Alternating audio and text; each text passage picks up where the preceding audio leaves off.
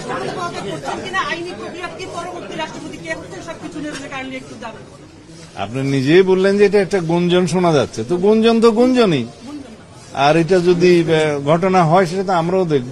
সরকারের মহলে কি তথ্য আছে? আপনি বললেন যে এটা একটা গুঞ্জন,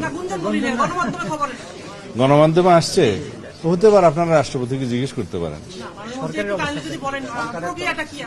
প্রক্রিয়াটা না, এটা রাষ্ট্রপতি সাংবিধানিকভাবে ইনি পদত্যাগ করতে চাইলে অথবা স্বাস্থ্যগত কারণে যে কোনো কারণে চাইলে তার সেটা অপশন আছে, কিন্তু আমরা তো জানি না।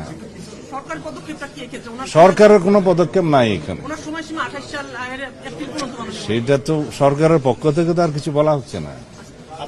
আবার আপনারা পত্রিকায় দেখছেন যে গুঞ্জন শোনা যাচ্ছে ইত্যাদি, আমিও শুনছি, সেটা ওনাকে জিজ্ঞেস করতে হবে।